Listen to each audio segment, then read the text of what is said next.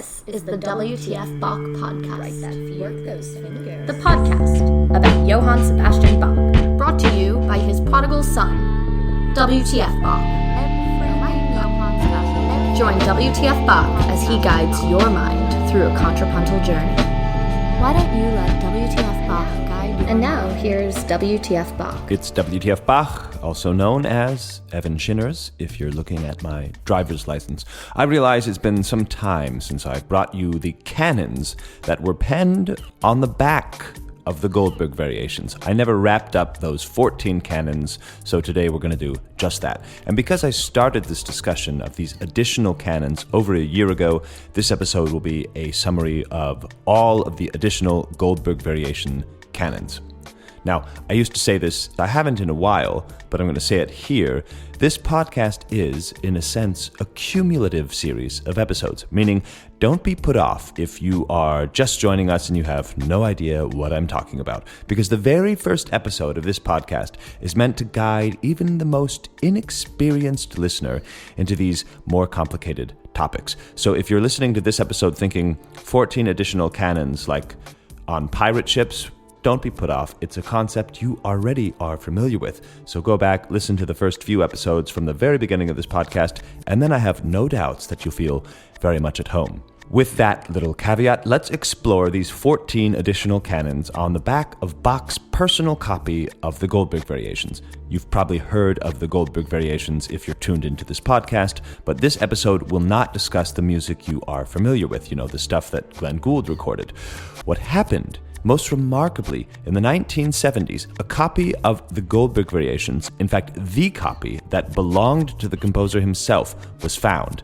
And on the back of it, Bach had essentially kept going with the Goldberg Variations. He said, this music is nifty, the Goldberg Variations, they're great, but I'm not done yet. I can still squeeze water out of the stone. And almost with devastating ease, he composed 14 little puzzle canons on one sheet of paper. Very, very neat. And these have been the focus of a few episodes. So the water that Bach squeezes from the stone here, the stone is the first 8 bass notes of the bass line of the Goldberg Variations. Right, that is to say that the entire Goldberg Variations are essentially variations not on a theme, not on a melody, but on a bass line or on a harmonic structure that results from that bass line. And the bass line is quite simple. I was sort of falling asleep last night thinking, how can I describe this bass line? And I realized I could describe it like an amino acid because it's an essential building block of music. Take this, for example. Right, that's B, C, D, G. That little turn is like a turn that could be found in every type of music. You could find this bass line in Bob Dylan, you can find it in mariachi music. It's just something that naturally comes out of the elements of music. And the same could be said for the beginning of the bass line, which is a descent. Now, if you're a musician, you already know this decision when composing. If you're not, picture yourself as a musician making this decision. You've got the tonic note, the home note, the note of the key of the piece. And you're wondering, where am I going to go? You've basically got 3 options. You could jump somewhere, or you could step up, or you could start stepping down, right? So this bass line is those 2 things. A step down and then this little tag. So incredibly not special. That's the real genius behind it. Bach looked at these 8 notes and said, wait a second. If I play those same notes in reverse at the same time, they become counterpoint. And if I play all of that upside down, they also make fine counterpoint. And even if I keep one bass line moving normally and play the same notes upside down and backward at the same time, it still makes counterpoint. And for me, that's the mark of the genius that goes beyond the others. Because Handel, as we saw in one of the previous episodes discussing these little pieces, Handel in fact made 62 variations on this very bass line that may have been the inspiration for the Goldberg Variations. But it was Bach, not Handel, who saw that this bass line itself could be used as its own counterpoint. I don't know how else to demonstrate that insight that eluded everyone else. Perhaps it's like a group of poets and they're all going to compose a sonnet on the topic of the last rose of summer. But only one of them sees that last rose summer is 14 letters. And so this one poet makes an acrostic sonnet where each line spells out last rose summer. Well, I admit, I think Bach's effort is a little more profound than my spontaneous acrostic sonnet example, shooting from the hip. Oh well, let's finally finish these canons. If you want to hear the other 3 episodes where I discuss these canons, they will be the first links that appear in the episode description. I'm going to go through the first 9 canons quite quickly since I covered them in previous episodes. So let's get to the summary. This is the podcast about all things Johann Sebastian Bach. JS Bach, baby. WTF Bach, baby. You're telling me there's a podcast about all things Johann Sebastian Bach, and I can tune in? Thank you for listening. This is the podcast about all things Johann Sebastian Bach. Verschiedene Canones über den ersten 8 Fundamental Noten vorherige Aria, BWV 1087. Verschiedene Canones, that just means various canons über den ersten 8 Fundamental Noten, on the 8 fundamental notes, on the 8 bass notes, that is, vorherige Aria, of the previous aria, right? So that is the 8 bass notes that begin. All right, so now we're going down into this bass line, and those are the 8 bass notes. So the first canon, Bach writes canon simplex. At the end, he's got a reversed bass clef, like a mirror image bass clef. That's our key that we have to play the answer backward. So here is the bass line. And if I play the bass line backward, I get... And therefore the solution is...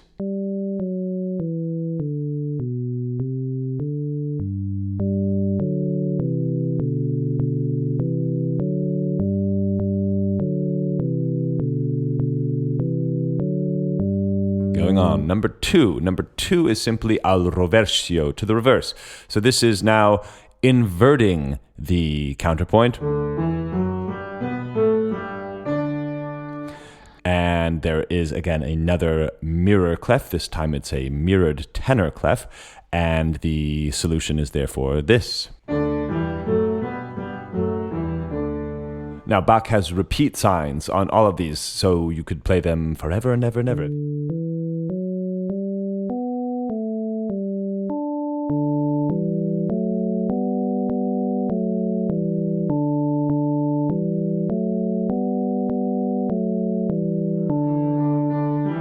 On and on into puzzle canon bliss. And the third canon, Bach writes beide vorigen Canones zugleich, both preceding canons at the same time, moto recto e contrario. So right side up and to the contrary. So right side up and upside down. And Bach has this. And there's, at the same time, there's another tenor clef and a little key that shows where our answer should be. And we have solved this in previous episodes as such.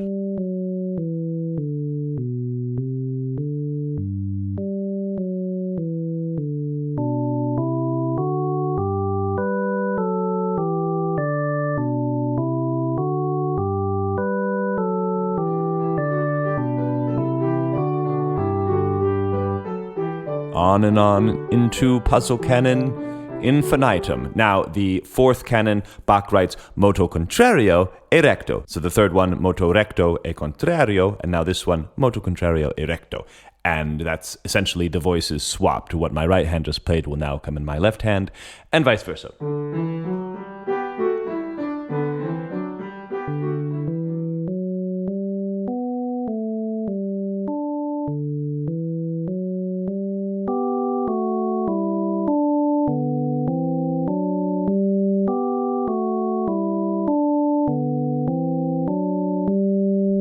Let's hear all 4 of them played nicely together by the computer.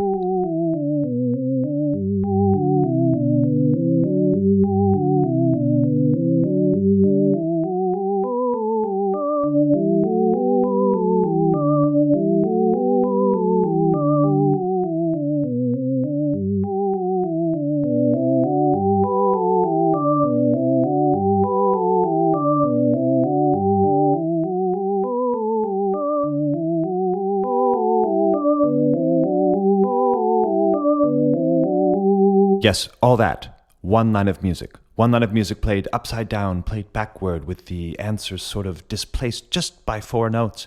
And you have all that music just with one line. Bach saw all of that. So the 5th canon says, canon duplex for 4 voices, but there's only 2 lines on the page. So that is our clue that each of the lines will have to double itself in order to make 4 voices. One of the lines is naturally the bass line, but here, for the first time, Bach has added additional music, and it sounds like this.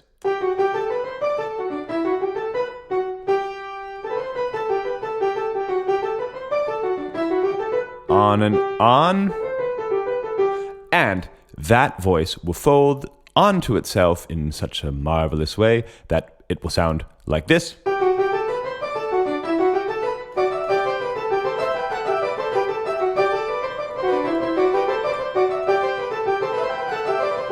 Something like that. I'll practice it next time. Therefore, the solution sounds like this again with a computer.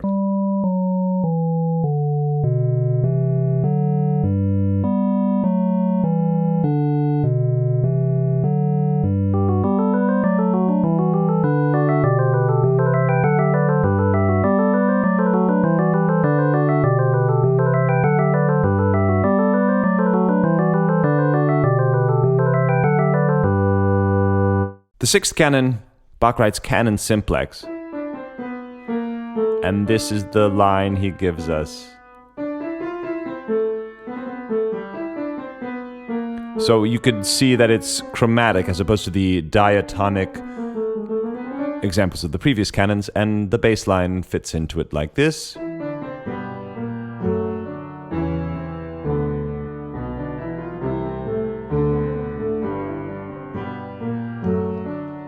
And the solution will come, of course, from this additional line like this.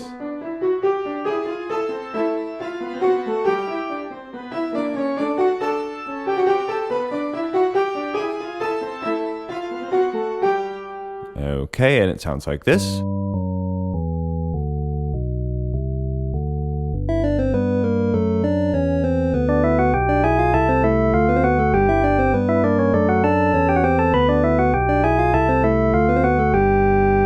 The 7th canon, Bach simply writes idem. In other words, another one. Here's another one.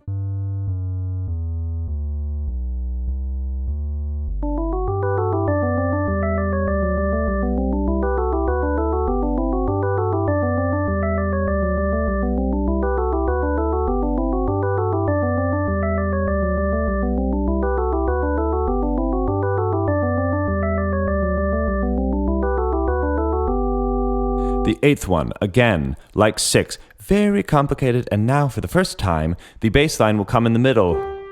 It will be up here in this range. This one to me is extremely interesting for reasons I lined out in the previous episode about these canons. This is the perfect chromatic Mobius strip.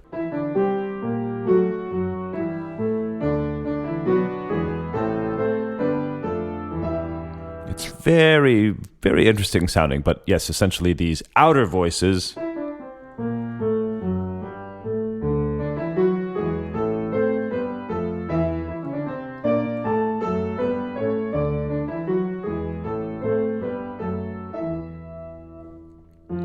F natural, sorry.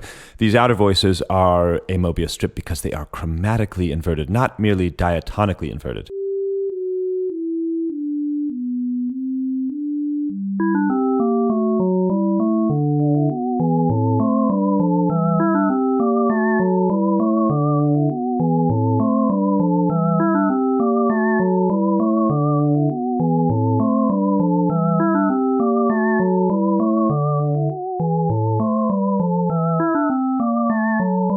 The 9th canon going on is the canon at the semifusham, which is apparently a Latinate way to say the 16th note. Yes, Bach showing off his many years teaching Latin to those boys at St. Thomas.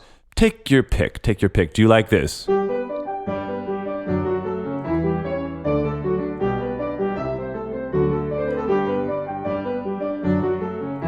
That's essentially starting on the beat. 1,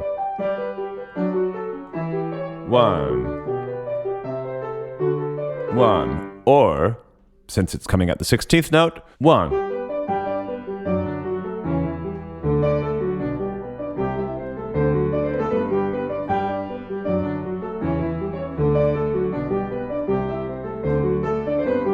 something like that. And together, followed very closely at the 16th note, the canon sounds like this.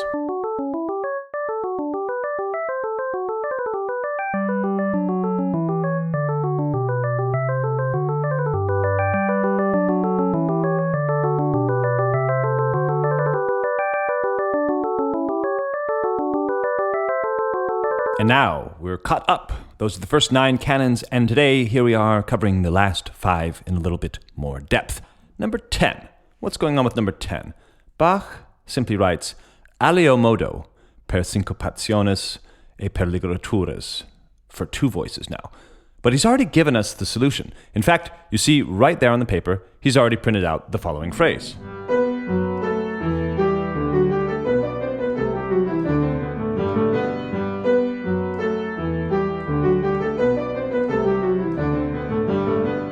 So, where's the puzzle? Bach writes alio modo. I forgot to tell you what that means. It means in another way. So, in another way, by way of syncopations and ligatures.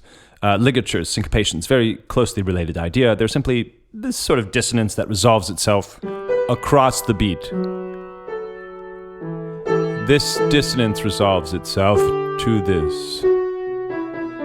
That's the idea here. But since Bach has written for 2 voices, and he's already written 2 voices, where's the puzzle? Where is the puzzle? Well, maybe the key is that underneath these 2 voices, he's written evolutio, the evolution. And now the evolution is simply an inversion. Everything that went down in this first one will now go up. So is the puzzle to combine them, and how? I'm not sure. What does Bach mean when he writes alio modo in another way? First, let's try it, because this is interesting. The Neue Bach-Ausgabe, when it shows you these solutions to these canons, it does not print these 2 together. It simply prints what Bach already has on the page. But I think there might be more solutions to what Bach already gave us. Let's try this, for example. Here's the alio modo.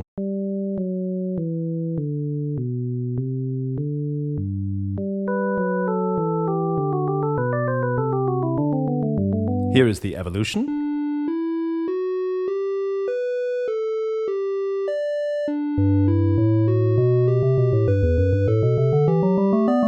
I'll do that one more time. Here's everything going down, the first one.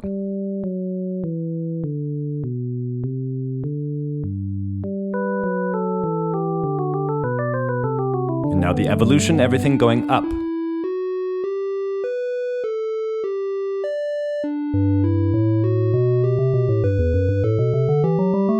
Okay, now here's both of them at the same time. Here's what happens.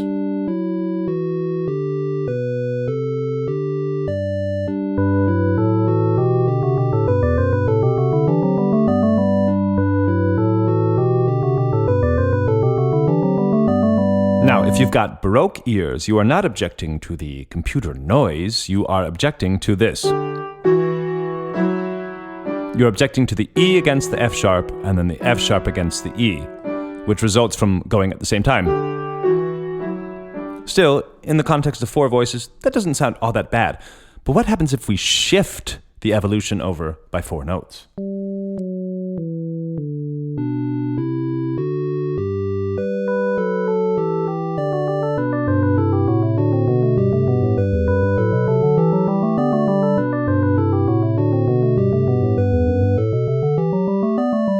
Fantastic! Now, is this a new solution to this canon? I doubt it. If it is, you heard it here first on the WTF Bach podcast. What if I start with the evolution first, and then have the alio modo 4 notes later?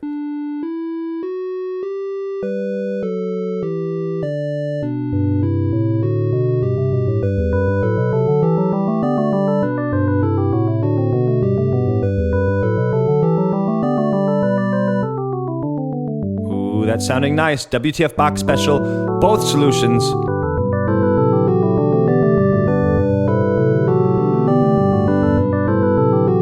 Going at the same time, and a delay of 4 notes. Is this noise? Or is this another solution? I don't care. What I like about this alio modo in another way canon is that Bach is saying, look, I've got these 2 lines here, and they have a great inversion if I play them upside down. And you could play all four. You could play the two lines rectus and the two lines inversion. You could play them together. Or you could sort of shift two at a time over to the left or to the right. It doesn't matter. Those of you curious to see what it sounds like when I reverse, when I go retrograde,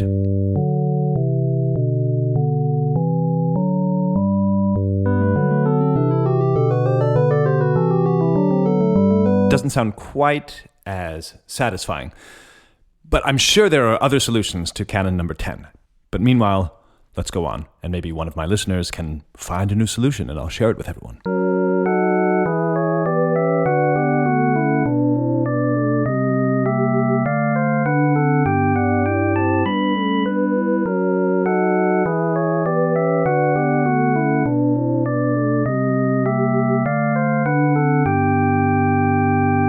Number 11, here's where we are. The first one for 5 voices. Bach writes canon duplex over the fundamental bass for 5 voices. So he will have 2 canonic voices in the upper 2 staffs over the same bass line.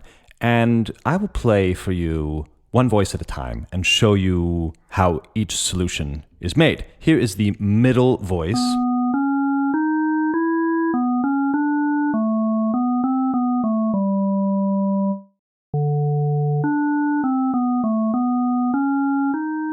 And here is the middle voice with its solution. In other words, the middle voice is now solved using the key that Bach gives us.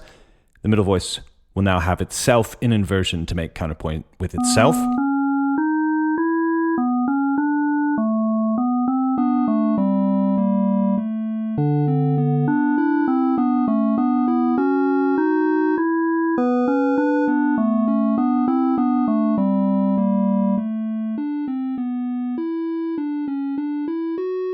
Now here is the upper voice, very interesting chromatic line, we should note.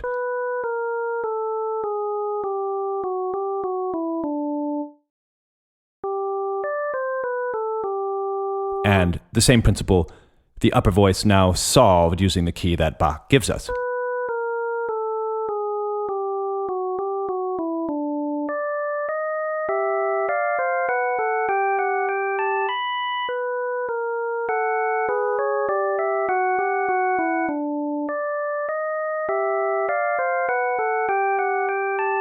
And now here is all 4 of those voices going together.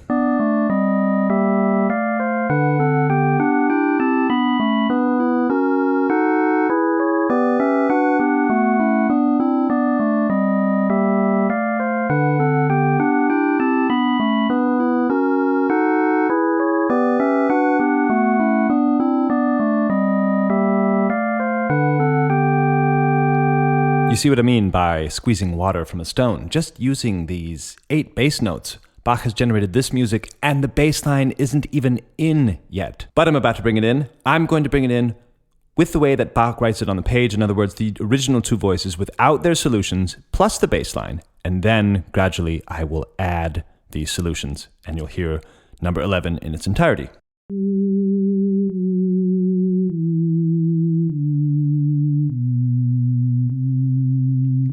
Here are the original voices.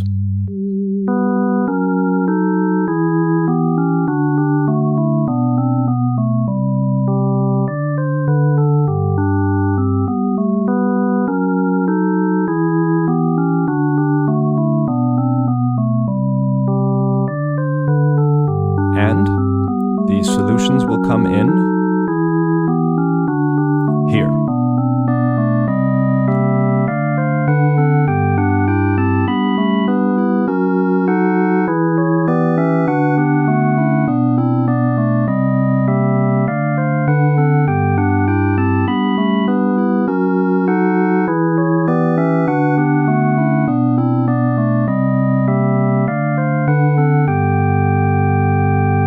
Now, the history of this one is particularly fascinating because this canon, this 11th canon of the 14, was not unknown before the discovery of these additional canons in the 1970s. In fact, this canon was found in a family register book. That's a book who was born and who died when and in which city. It was a family register book belonging to a gentleman named Johann Gottfried Fulde that had 85 family members in it who were born or records of them dying between 1743 and 1758 from the following places: Breslau, Leipzig, Krakow, Bukow, Frankenstein, Peterjau, Halle, pardon my pronunciations, but obviously these places in Eastern Germany, in modern Poland. Bach, I mean, this must be the coolest family register book in the world, because Bach has written on the inside of this book, like an epigraph, in Latin. First he writes canon doppio sobre il soggetto, so double canon over the subject, and then he writes underneath the canon, he writes symbolum, symbol. Christus coronabit crucigeros, 3 C words, right? And it says, Christ will crown the cross-bearers. That is the translation for Christus coronabit crucigeros, right? Christ will crown the cross-bearers. And then to the right, he's got, in Latin again, with these notes, to recommend himself to the gentleman owning this book was the wish of J.S. Bach. And then he signs it, Leipzig, the 15th of October, 1747. The canon that we have here inside the registry book is almost identical to the canons on the back of the Goldberg Variations.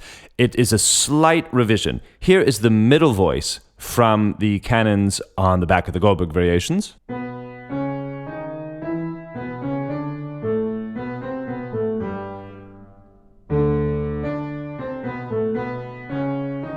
Okay, you've got that in your ears now, and now I will play you what appears in this family registry book.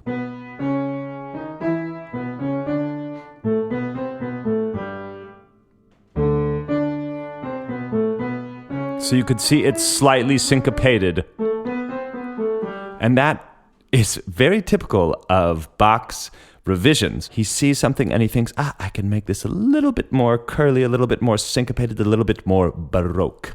Now, as for the symbol of Christ crowning the cross-bearers, I think we have to sort of imagine what that might mean. This chromatic descending line, clearly a crucifixion theme for Bach, and not just for Bach, for people in music throughout history. So now I will play this one, the Christ will crown the cross-bearers, and I will play the one that's number 11 in the Goldberg set, and I'll switch back and forth just so you could hear how Bach revises even in this smallest of things.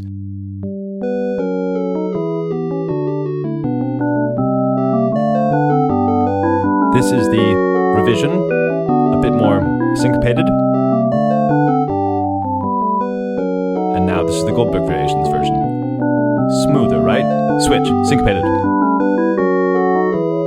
Feel how this is a bit more jumpy. Now the smooth version of the Goldbergs. Now the jumpy. And the smooth version.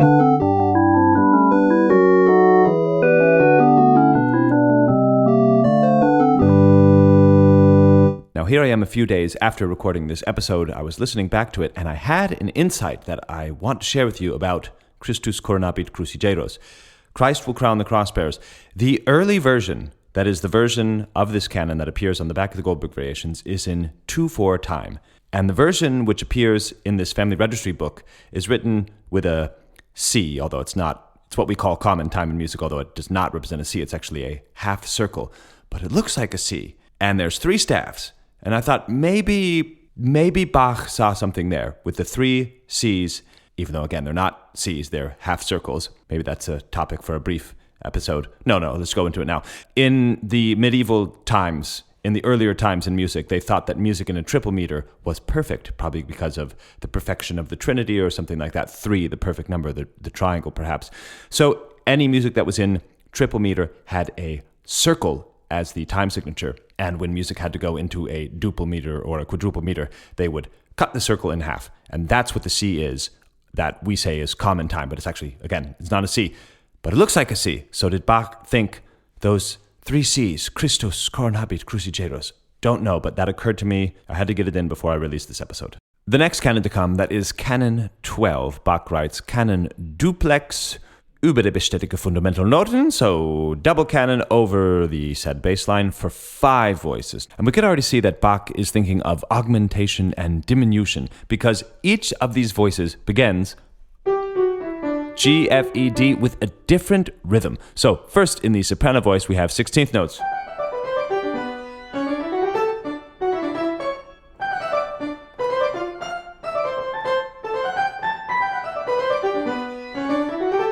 Etc. But the quick descent is followed in imitation with the middle voice, which is this.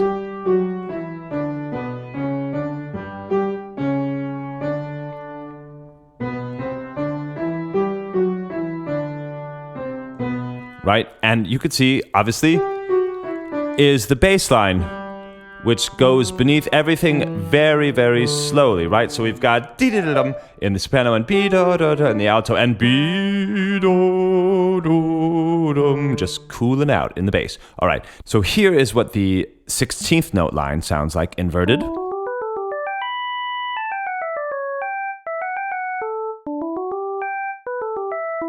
Here comes the original line, hear them together.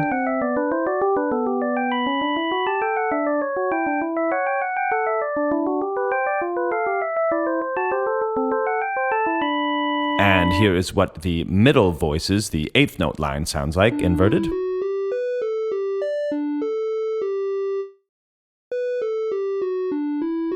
And here is the original.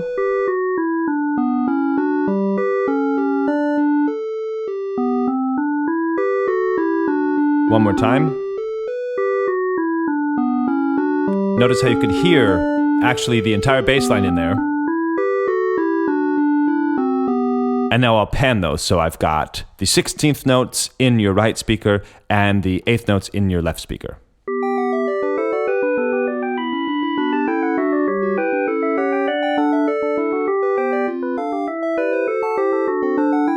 Here comes the bass line.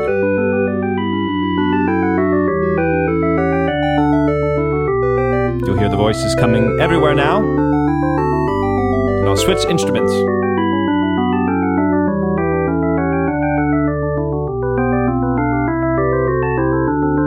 Switch instruments again.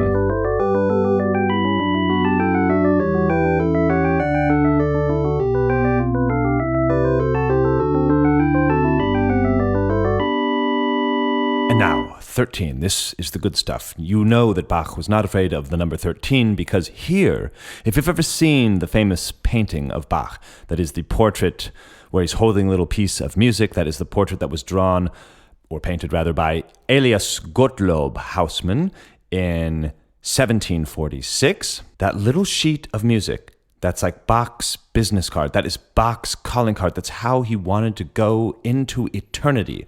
That little piece of music there is the canon number 13. It is a triplex canon. That is, instead of a duplex canon like we just had, we've got a triple canon. Bach has 3 lines of music here. The previous 2 canons have already had 3 lines of music. Number 11, number 12, they had 3 lines of music and they were for 5 voices. But now we've got 3 lines of music for 6 voices, meaning that every single line here will combine with itself to make counterpoint, and we will have a canon, a perpetual canon for 6 voices of music that only came from 3 lines. Why do you think Bach wanted to be remembered with this little piece of music? Why is this Bach's calling card? I am not prepared to answer that question. The piece, starts with our well-known bass line, and it will make counterpoint with itself by inverting itself and displacing itself 1 measure. We've seen this many times before. It happens like this. Go. You're hearing 1 line of music inverted and displaced by 1 measure, but it's only 1 line of music, even though there are 2 voices that result from this. And now let me loop this.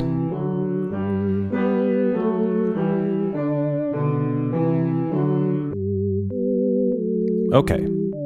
Now let's go on to the second line of music, which will be the 2 middle voices here. It starts like this. That's it. So it too is inverted and displaced by one bar. So the inversion and the displacement sounds like this. Here.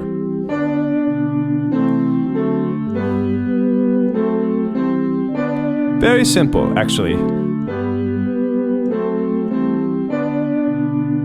Now I'm going to loop this.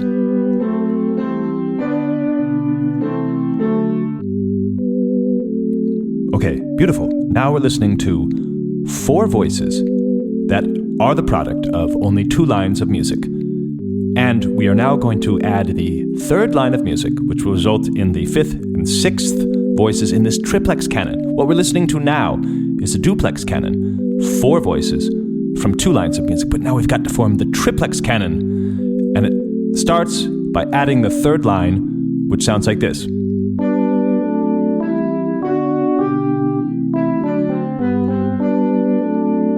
The only 8th notes, it's a bit quicker.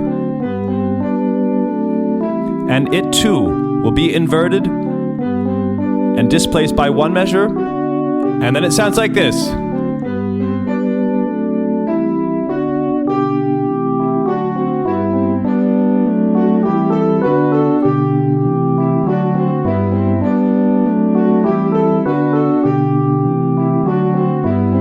You are now listening to a canon triplex, 3 lines of music that can be inverted to form an additional 3 lines of music, which then are combined to form 6 voices. And this is the piece of music that Bach is holding in his picture, in his portrait, in the Haussmann portrait. This is his business card. You are listening to Bach's business card.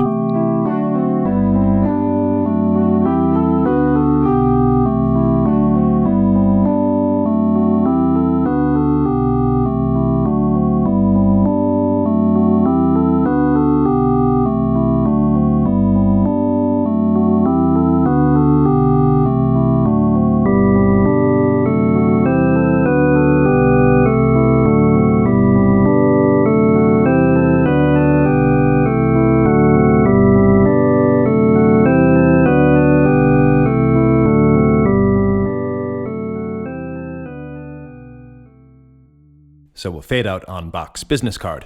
There shall be no end to Bach's business on this podcast. Now, why was he holding that piece of music? Is that because those are the most important 2 bars of music in Bach's career? Bach has said things. His goal was to make a well-regulated church music. That was his goal. He's holding this, which is a very mathematical strip of music. We will probably never know the answer for sure. One of the things that has been said is that it was a portrait to go into the Mizler Society of Sciences and Knowledge, which Bach was a member of at his death. Perhaps this was like, yeah, you guys try this one on for size. How about this Rubik's Cube of a musical puzzle? I don't want to posit any theories, but I do think that, for Bach to be holding this little piece of music, quite significant and quite wonderful to know that it comes after his thoughts on the Goldberg Variations. We've got all the Goldberg Variations, but then this is just like the 2 bars of the Goldberg Variations, the ultimate end of the thinking of such a wonderful piece of music that explores every emotion known to man, and then just this is the summary of it. It's like a Goldberg Variations tincture, If you don't need the whole 70 minutes of the thing, just take 2 drops of this, then you'll have the effect. Now we've arrived at long last at the 14th canon, on the back of the Goldberg Variations. And 14, we know, is Bach's number because in the numerological alphabet, B plus A plus C plus H equals 14. When you look at this canon, you're a bit stunned because it's only 1 line of music. It says canon for 4 voices by way of augmentation and diminution, all right? But there's only 1 line of music, and then he doesn't give you any clues. He doesn't tell you it's supposed to go upside down, it's supposed to go in reverse. And he just gives you this 1 line of music, and you assume it's going to go at 4 different speeds because it says canon for 4 voices. The line of music is this.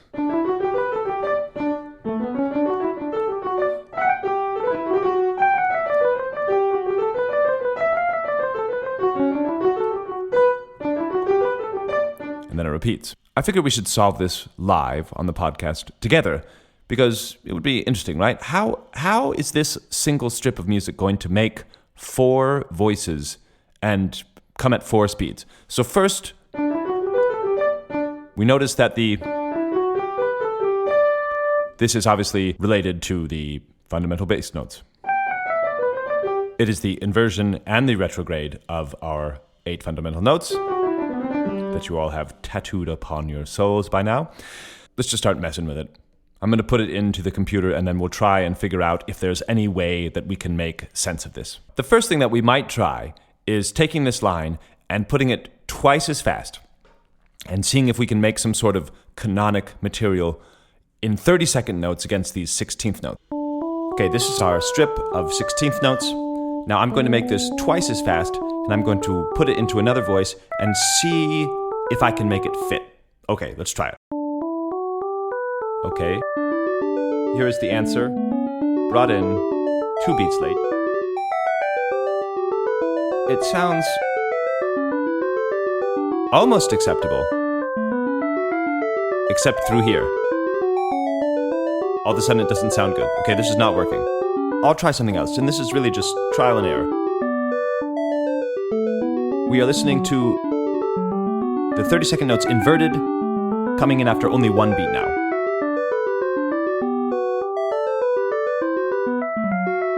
And I have to be honest, every solution that I'm trying will sound kind of okay like that. You know, like something is not working in the second half, but in the first half, it sort of sounds all right.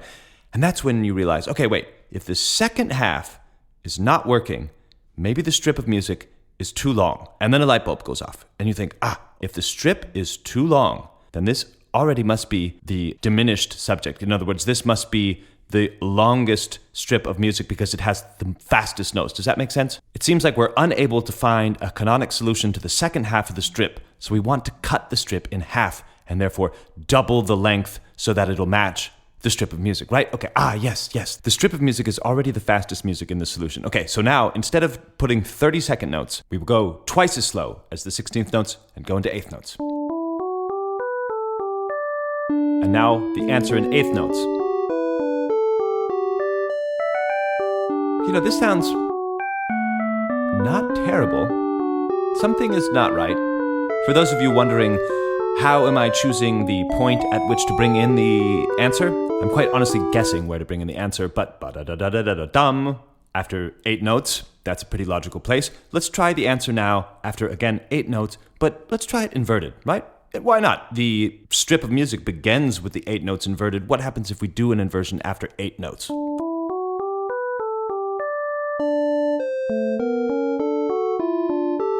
Okay, well, that did not work, but maybe it's coming in at the wrong interval. Maybe I've inverted it incorrectly. Let's try inverting it at a different interval.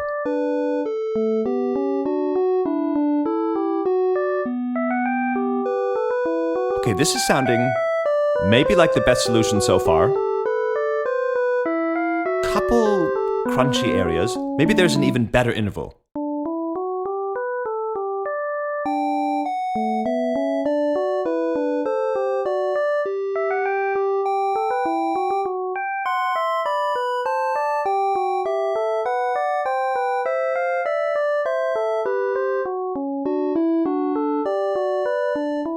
That one worked. That one actually worked. Okay, there was not a single instance there where I thought it didn't work. And the principle here was we played it twice as slow as the 16th notes, and we inverted it after 8 notes. So if we continue in this way, let's go twice as slow as the 8th notes now and get quarter notes and see if we can generate a third voice and a third speed.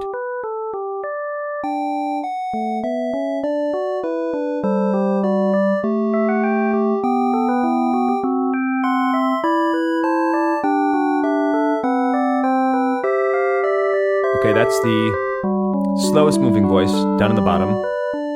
I re-inverted it to be in the same direction as the initial strip of 16th notes. Something is not quite right there, but I think we're on the right track. I probably put the inversion at the wrong place. So let me try and invert it at a different note and see what happens.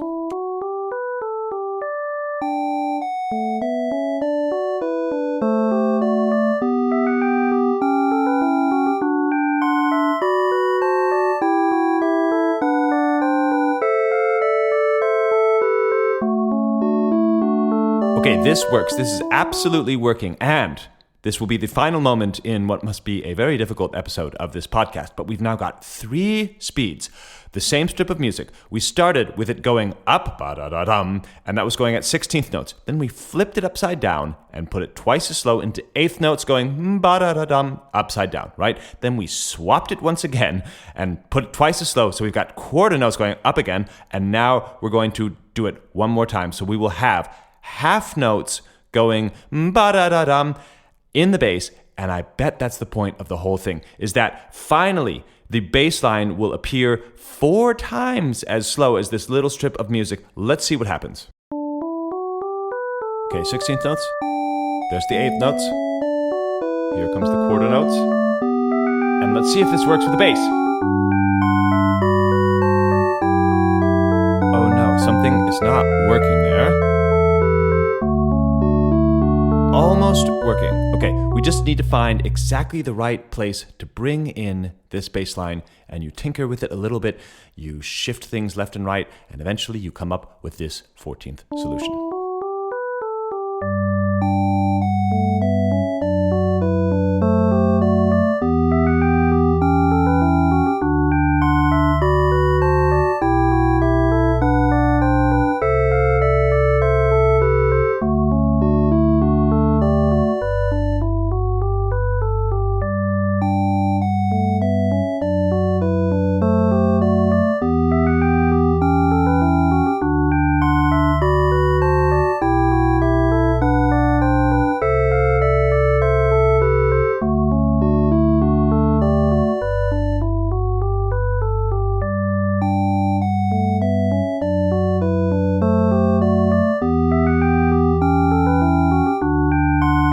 Listening to one strip of music played at 4 different speeds. This was the 14th canon of 14 canons penned on the back of Bach's personal copy of his own Goldberg Variations. Now, what follows the 14th canon? Oh, it is the ultimate joke, the ultimate humor from a genius.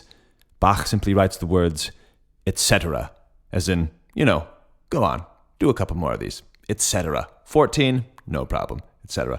Thanks for listening. 1 week left for the pre-sale of my 3 albums coming out. I know, I couldn't stay away from more ceaseless self-promotion, as one does. But thanks very much for listening. I know this was an intense episode, but it was long overdue. I hope you enjoyed it. If you enjoyed it, please let me know. Drop me a note. I really appreciate your feedback. I like all of you when you write me from the distant places in the world, the exotic places where you are listening to the WTF Bach podcast. If you like this episode, there are lots more of these canons. Bach would often write these canons and send them to friends, He even has a couple that friends sent to him, and he solved it. So if you're a fan of the canon calling card business, give me a call. Let me know. We'll cover it on the episode. Thanks for listening. Join Evan's Substack, All Things in the Mind of Evan Schinner, wtfbach.substack.com. Thank you for listening. This podcast exists because of listeners like you. Support on PayPal, Cash App, or Venmo. You can find all relevant links in the episode description. Support on PayPal, Cash App, or Venmo. You can find all relevant links in the episode description.